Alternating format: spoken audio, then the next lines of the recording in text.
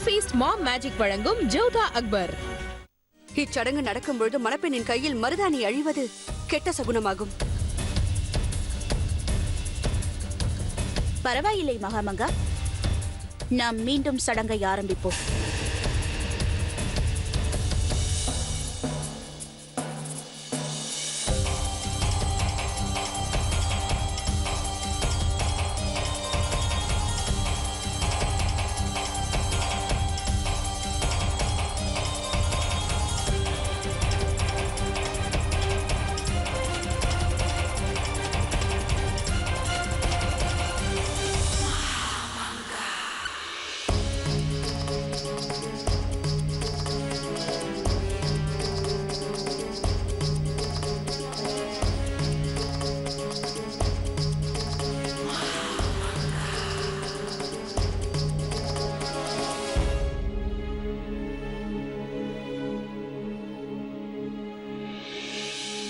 கொண்டு வந்திருக்கும் சீரை இப்போது அனைவரும் வழங்கலாம்.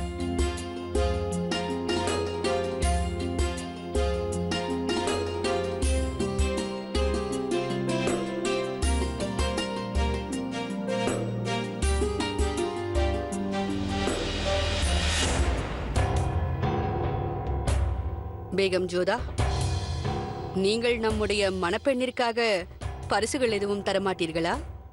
எடுத்து வந்திருக்கிறேன் மகாமங்கா அவர்களே.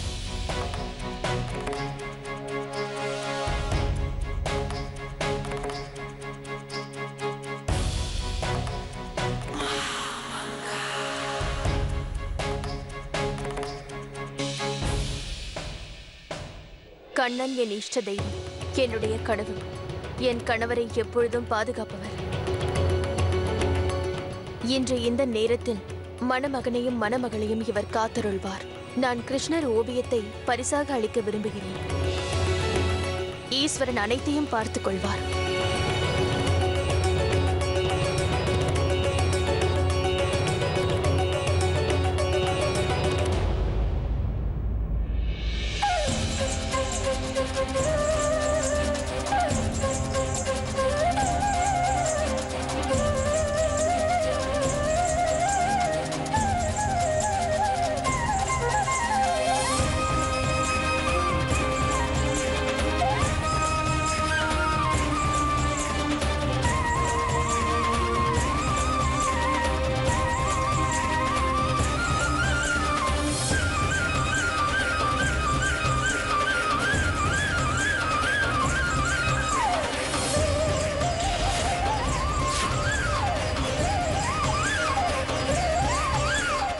அந்த கண்ணன் தீய சக்தியை அழிப்பதுதான் இந்த ஓவியத்தின் சாரம்சம்.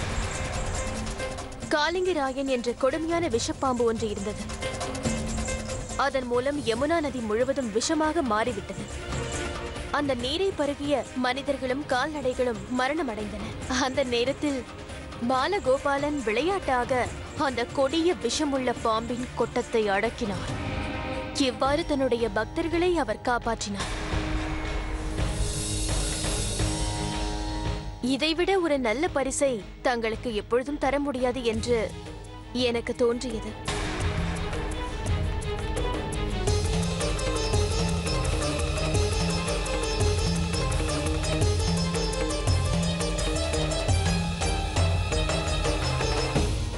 நீங்கள் கூறியதன் பொருள் எனக்கு விளங்கியது ஜோதா பேகம். இந்த ஓவியம் இங்கு இருந்தாலும் செஹின்ஷாவை தங்களால் காப்பாற்ற முடியாது. எவ்வாறு கிருஷ்ணர் காளிங்கராயனிடமிருந்து உலகத்தை காப்பாற்றினாரோ அவ்வாறே பகவான் உன்னுடைய விஷத்திலிருந்து ஷெஹன்ஷாவை காப்பாற்றுவார்.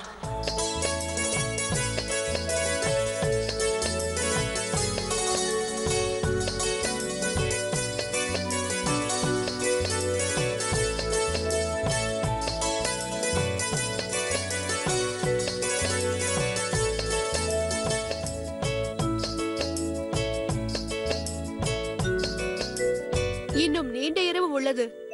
உங்கள் அனைவரின் பொழுதுபோக்கிற்காக கிளி ஜோசியரை அழைத்திருக்கிறேன். நாளை நடக்கப் போவதை அவரது பச்சை கிளி கூறும். சஹின்ஷாவிற்கு வரவிருக்கும் புதிய பேகத்தின் எதிர்காலம் எவ்வாறு இருக்கும் என்று இந்த கிளி கூறப் போகிறது. முதலில் ருக்கையாவின் எதிர்காலத்தை கேட்போம். கூறு என் கிளியே, ருக்கியா பேகத்தின் அதிர்ஷ்டத்தில் என்ன எழுதியிருக்கிறது?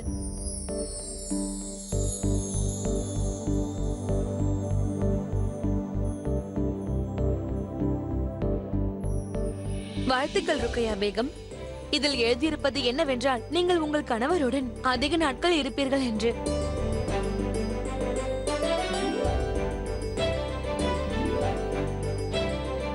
இப்போது சலீமாவை பற்றி கேட்போம்.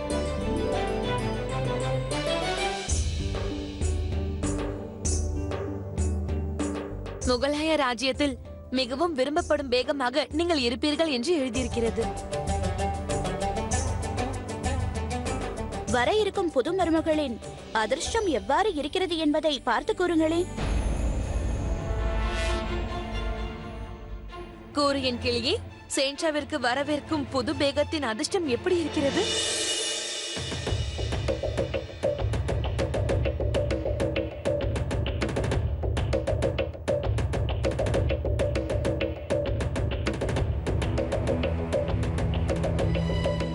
யா அல்லாஹ், என்ன எழுதியுள்ளதென்றால் இவர் குறைந்த நாட்களுக்கு மட்டும்தான் சேன்ஷாவுடன் இருப்பார் என்று.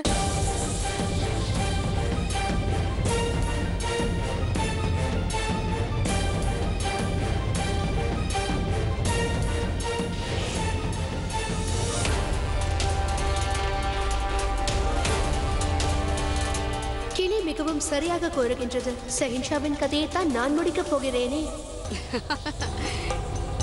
இந்த கிளி சரியாகத்தான் கூறுகிறது.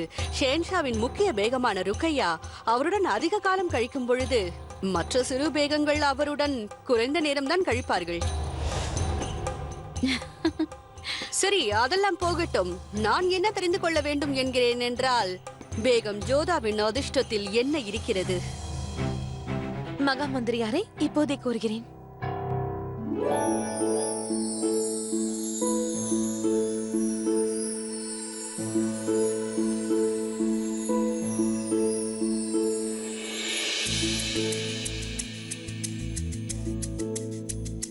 நீங்கள் சேன்ஷாவிற்கு கவசமாக இருந்து அனைத்து சங்கடத்திலிருந்தும் சேன்ஷாவை காப்பீர்கள் என்று உங்கள் அதிர்ஷ்டத்தில் எழுதியுள்ளது.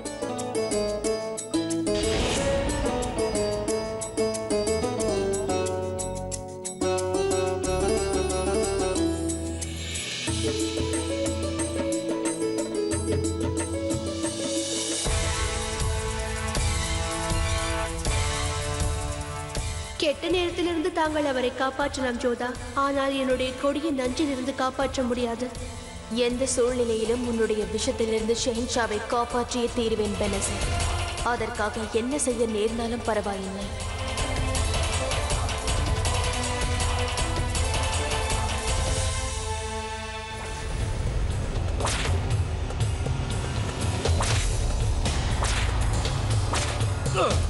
தண்ணீர் தண்ணீர். நீ அனுப்பிய ஆள் யார் என்று கூறும் வரை உனக்கு தண்ணி கிடைக்கப் போவதே இல்லை. அதோடு சாட்டை அடி மட்டும்தான் கிடைக்கும். உணவும் தண்ணீரும் உனக்கு வழங்கக்கூடாது என்று ஷெஹன்ஷாவின் உத்தரவு.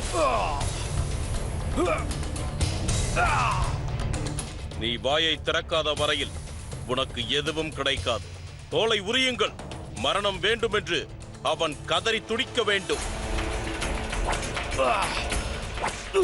தண்ணீர்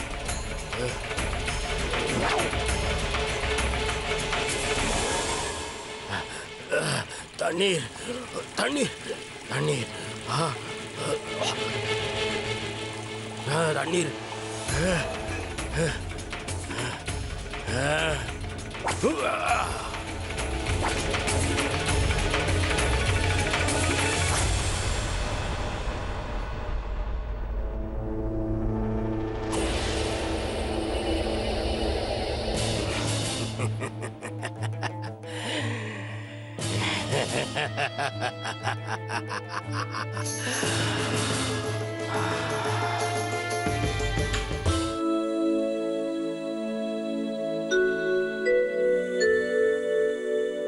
சலாம் அலைக்கும் தாயே. நன்றாக இரு ஜலால். என்ன யோசித்துக் கொண்டிருக்கிறாய்? ஒன்றும் யோசிக்கவில்லை தாயே. நீ உன் தாயிடமே பொய்யுரைக்கிறாயா? கூறு, என்ன யோசித்துக் கொண்டிருந்தாய்? நான் யோசிப்பது என்னவென்றால் தாயே, நான் இந்த ராஜ்யத்தை ஒரு சேன்ஷாவாக ஆளுகிறேன். கோடிக்கணக்கான மக்கள் என்னுடைய நன்மைக்காக பிரார்த்தனை செய்வதை நான் சுயமாக பார்த்திருக்கின்றேன். ஒரு புறம் அவர்கள் என்னுடைய நன்மைக்காக இவ்வாறு பிரார்த்தனை செய்வதை பார்த்தால் என் மீது அவர்கள் வைத்திருக்கும் மரியாதையையும் நம்பிக்கையும் என்னால் புரிந்து கொள்ள முடிகிறது.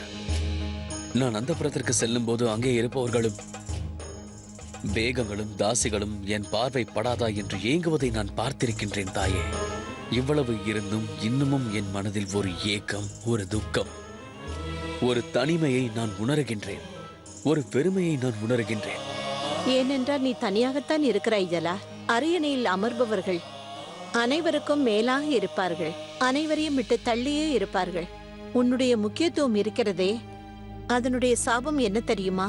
நீ யாரையும் எளிதாக எந்த சந்தர்ப்பத்திலும் நம்ப முடியாது. உனது பாதுகாப்புக்காக எந்த நேரத்திலும் உன்னால் நிம்மதியாக உறங்க இயலாது ஜலால். உன் மனதில் இருப்பதை யாரிடமும் பேச முடியாது. உனக்கென்று யாரும் இல்லை ஜலால். அதனால்தான் அவ்வாறு உணர்கிறாய். தாங்கள் இருக்கிறீர்களே தாயே. நிச்சயமாக இருக்கின்றேன். ஆனால் எதுவரை ஜலால்? நான் எப்பொழுதும் உன்னோடு நிரந்தரமாக இருக்க முடியாதல்லவா? நாளை உனக்கு ஒரு புது பேகம் வரப்போகிறாள். நான் குதாவிடம் என்ன வேண்டுகிறேன் என்றால், தன் கணவனை பற்றி மட்டுமே வருத்தப்படும் ஒரு வாழ்க்கை துணை உனக்கு அமைய வேண்டும். ஷெஹன்ஷாவாக மட்டுமல்லாமல் இதயபூர்வமாக தன் கணவனாக நேசிக்கும் ஒரு பேகம் உனக்கு அமைய வேண்டும்.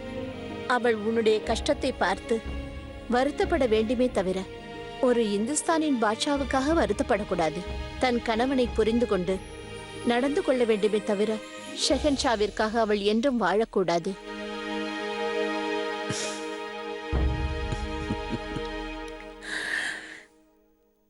ஆனால் தாயே, எனக்கு தான் இதயம் என்பதே இல்லையே. அதனால் அப்படி நடப்பதற்கு வாய்ப்பே இல்லை தாயே. அதனால் தான் இவ்வாறு யோசித்துக் கொண்டிருக்கிறாயா? உன் இதயத்தை தொடுபவரை நீ இன்னும் புரிந்து கொள்ளவில்லை. ஆகையால் தான் நீ இவ்வாறு வருத்தத்தில் இருக்கிறாய் ஜலால். அல்லது இன்னும் அவரை நீ அடையாளம் காணவில்லை. அவள் உன் இதயத்தை தேடி கண்டுபிடித்து தருவாள். எப்பொழுது நீ அவளை கண்டுபிடித்து அவளோடு வாழ்கிறாயோ அப்பொழுது அனைவருக்கும் முன்பாக அவள் உனக்கு துணையாக நிற்பாள். அந்த நாள் வரும்போது உன்னுடைய இந்த தனிமையும் வெறுமையும் நீங்கி மகிழ்ச்சியோடு வாழ்வாய் ஜலால்.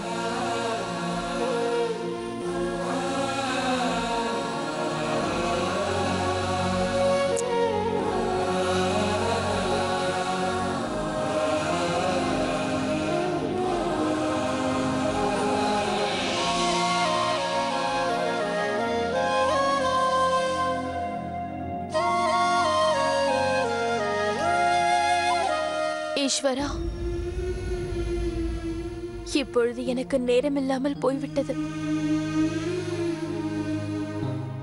நாளை பெனிசர் ஷெஹன்ஷாவை மணமுடித்து விடுவாள். அதன் பிறகு என்னால் அவளை தடுக்க முடியாது.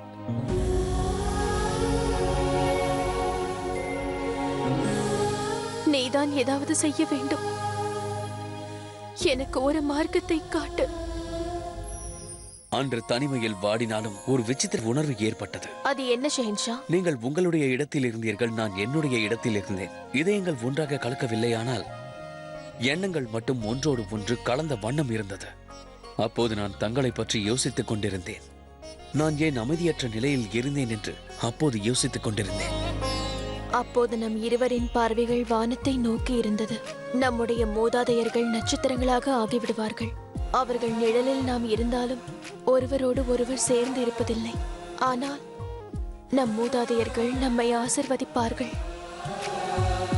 அனைத்துமே மாறப்போகின்றது. சரித்திர ஏடுகளில் பொன் எழுத்துக்களால் பதிக்கப்பட போகும் சமயம் அது. அன்று இரவு முதல் முறையாக நான் என்னை சுற்றி தனிமையை உணர்ந்தேன்.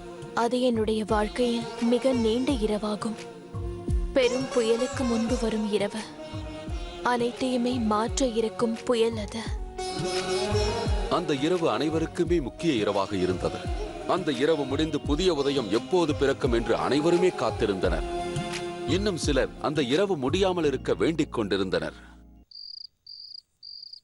நேற்று வந்த தாசி இப்பொழுது வேகமாக போகிறாள்.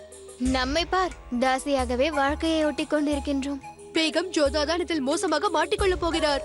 ஏனென்றால் ஜோதா பேகம் தானே அவரை விஷக்கண்ணி என்று கூறினார். அதற்கெல்லாம் கொடுத்து வைத்திருக்க வேண்டும். அபு மாலிக்கு தாசியாக இருந்தாள். இங்கு வந்து ஷேன்ஷாவிற்கு பேகமாக போகிறாள். நான் கூறியதால் பெனசீரை பேகமாக்கப் போகிறார் ஜலால். பாவம், வாழ்க்கை முழுவதும் எனக்கு அடிமையாக இருக்கப் போகிறாள். நான் சொல்வதையெல்லாம் அவள் செய்தாக வேண்டும். பேகம் ஜோதாவை ஜலாலின் பாதையிலிருந்து அகற்றுவதற்காகத்தான் பெனசீருக்கு ஷேன்ஷாவை நிக்கா செய்து வைக்க திட்டம் தீட்டினோம். விட்டு தள்ளுங்கள் மகாமங்கா. இன்று நான் மகிழ்ச்சியாக இருக்கிறேன். அதனால் ஜோதாவை பற்றி பேசி எனது மகிழ்ச்சியை கெடுத்துக்கொள்ள நான் விரும்பவில்லை. என்னால் இதை புரிந்து கொள்ள முடிகிறது. ஒருபுறம் நாம் மகிழ்ச்சியாக இருந்தாலும் சற்று கவனமாக இருக்க வேண்டும். ஜலால் மீது தாக்குதல் நடந்திருக்கிறது. அதை நிகழ்த்தியவரை இன்னும் பிடிக்கவில்லை. ஆம், அதேபோல் இன்னொரு முறையும் அவரை தாக்கலாம் என்று நினைத்திருக்கலாம். ஆனால் அந்த எதிரி அதில் வெற்றி அடையக்கூடாது. மாளிகையில் காவலை அதிகப்படுத்துங்கள். எதிரி வெளியே இருப்பவனா உள்ளே இருப்பவனா என்று நமக்கு தெரியவில்லை. பாதுகாப்பு ஏற்பாடில் சிறு பிழை கூட இருக்கக்கூடாது. பாதுகாப்பு எவ்வளவு பலமாக இருந்தாலும் நிக்காவிற்கு முன்பாக பெனசீர் ஷேன்ஷாவை கொன்று விடுவாள். அதற்கு பிறகு தாக்குதலுக்கு தயாராகி விடுங்கள். கட்டளையிடுங்கள். ஹட்கா கான் மற்றும் ஷேன்ஷாவின் விசுவாசிகளிடம் ஜாக்கிரதையாக இருங்கள். ஷேன்ஷாவின் கதை முடிந்தவுடன் அவர்களையும் கொன்று விடுங்கள். பிறகு அந்த அபுமாலியை சிறைச்சாலையிலேயே வைத்து கதையை முடிக்க வேண்டும். இறுதியாக அந்த பெனசீரை நான் எனது கரங்களாலேயே துடிதுடிக்க கொன்று விடுவேன். பிறகு ஷரீஃபுதீனை அவன் எங்கிருக்கிறானோ அங்கேயே விட்டுவிடுங்கள். அதோடு அவனால் சிறைச்சாலையில் இருக்கும் போது என்ன செய்துவிட முடியும்? ஒன்று நன்றாக நினைவிருக்கட்டும். இந்த திட்டத்தில் எவரேனும் குழப்பம் விளைவித்தால் நானே எனது கரங்களால் அவன் தலையை கொய்ய வேண்டியிருக்கும். நாளைய விடியல் இந்த ஆதம் கானை ஆக்ராவின் சிம்மாசனத்தில் அமர்த்தும். இதை தடுக்க எவராலும் இயலாது. எவராலும். ஹுசூர், அந்த அபுமாலி தனது ஒற்றனுடன் பேசிக் கொண்டிருந்ததை நான் பார்த்தேன். அந்த ஒற்றன் முகலாய வீரர்களின் உடையை அணிந்திருந்தான். அது இருக்கட்டும். அவர்கள் என்ன பேசினார்கள்? பெனசீர் நிக்காவிற்கு முன்பாகவே ஷெகன்ஷாவை கொல்லவிருக்கிறாள். அதன் பிறகு அபுமாலியை விடுவிப்பாளாம். அப்படி என்றால் அபுமாலி ஆக்ராவின் அரியணையை பறித்து விடுவான். எவ்வளவு நல்ல வாய்ப்பு! ஆனால் நான் இங்கு சிறையில் இருக்கிறேன். நான் வெளியில் இருந்தால் இவை அனைத்தையும் நடக்க விட்டு ஆக்ராவை சுற்றி வளைத்திருப்பேன். இனி முடியாது. அபுல் மாலி, நான் இல்லை என்றால் உன்னால் ஆக்ராவை கைப்பற்ற முடியாது. நீ ஒன்று செய். கூறுங்கள் ஹுசூர். நீ ஜோதா பேகத்திற்கு செய்தி அனுப்பு. நான் உடனே சந்திக்க வேண்டும் என்று கூறு. ஆகட்டும் ஹுசூர். வாருங்கள் வாருங்கள் பேகம் ஷாய்பா. நான் கூறியதில் உங்களுக்கு எந்த நம்பிக்கையும் இல்லாமல் தானே பெனசீரை எதிர்த்து நீங்கள் ஒன்றும் செய்யவில்லை. எப்பொழுது அவள் முகத்திரையை தாங்கள் கிழித்திருந்திருக்க வேண்டும். ஆனால் தாங்களோ அமைதியாக அமர்ந்து கொண்டிருக்கிறீர்கள். நான் அமைதியாக அமர்ந்து கொண்டிருப்பவள் அல்ல ஷெரீஃபுதீன்.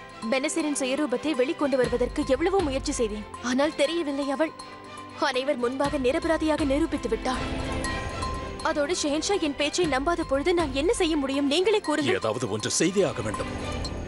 பேகம் ஷாய்பா, நான் கூறுவது அனைத்தும் உண்மை. அந்த பெனசீர் நமது ஷெகன்ஷாவை நிக்காவிற்கு முன்பே கொல்ல திட்டம் போட்டு இருக்கிறாள். திருமணத்திற்கு முன்பா? ஆம். பெனசீர் நிக்காவிற்கு முன்பே ஷெகன்ஷா மீது தாக்குதல் நடத்துவாள். அதன் பிறகு அபுமாலியை சிறையிலிருந்து விடுவித்து விடுவாள். அதன் பிறகு அபுமாலி ஆக்ராவை கைப்பற்றி விடுவான். பெனசீர் முகலாய ராஜ்யத்தின் வேகமாவது உண்மைதான். ஆனால் அவளுடைய கணவராக போவது அபுமாலி, ஷெகன்ஷா அல்ல. இந்நேரம் நான் மட்டும் வெளியில் இருந்தால் ஏதாவது ஒரு வழியை கண்டுபிடித்திருப்பேன். ஆனால் இந்த சிறைச்சாலையில் எனது கைகள் கட்டப்பட்டு விட்டது. பேகம் ஷாய்பா, தாங்கள் தான் ஏதாவது செய்ய வேண்டும். ஒருவேளை இம்முறை நீங்கள் தோற்றுவிட்டால் பிறகு வாழ்நாள் முழுவதும் தாங்கள் வருத்தப்பட வேண்டியிருக்கும்.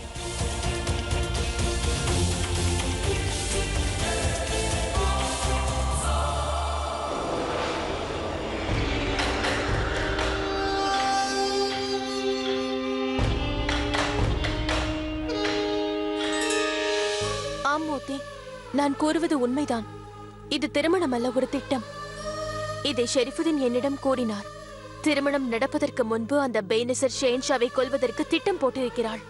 ஷெஹன்ஷாவிற்கு இதை எவ்வாறு புரிய வைப்பது என்று தெரியவில்லை. பெனசீரின் சுயரூபத்தை எவ்வாறு நான் வெளிக்கொண்டு வருவது? ஆனால் சாட்சி இல்லாமல் யாரும் நம்ப மாட்டார்களே ஜோதா. சாட்சிகள் நம்மிடம் இல்லை என்பதல்ல, அவள் எந்த சாட்சிகளையும் விட்டு வைக்கவில்லை. பிறகு நீ என்ன செய்ய போகிறாய்? இன்று இரவு முழுவதும் விழித்திருந்து அந்த பெனசிரை நான் கண்காணிக்கப் போகிறேன். இன்று இரவு என்ன வேண்டுமானாலும் நடக்கலாம். ஷெயின்ஷா வேண்டுமானால் பெனசிர் விரித்த வலையில் மாட்டியிருக்கலாம். ஆனால் நான் அவளுடைய திட்டம் நிறைவேறுவதற்கு விட மாட்டேன். அதற்காக நான் என்ன வேண்டுமானாலும் செய்வேன். எந்த அவதாரமும் எடுக்க நான் தயாராகிவிட்டேன். என்னவாயிற்று? பெனசீர், அந்த விஷமுறிவு மருந்து மீண்டும் நம் கைக்கு வந்து விட்டது. இங்கே பார். அதான் கூறினேனே, ஜோத பேகம் இதை அடையாளம் காண முடியாது. அவள் புரிந்து கொண்டிருப்பாள் இது தொலைந்து போன பிறகு என் சந்தேகம் அவள் மீது விழும் என்று. பிறகு நான் அவளுக்கு தண்டனை வாங்கி தருவேன். அதனால் தான் பயந்து கொண்டு பெட்டியை திருப்பி வைத்து விட்டாள். போகட்டும், இதை பற்றி பேச எனக்கு இப்பொழுது நேரமில்லை. என்னுடைய குறிக்கோள் என் இலக்கின் மீதுதான் இருக்கின்றது. ஷெஹின்ஷாவினுடைய மரணத்திற்கு பிறகு அபு மாலியை நான் விடுவித்தாக வேண்டும்.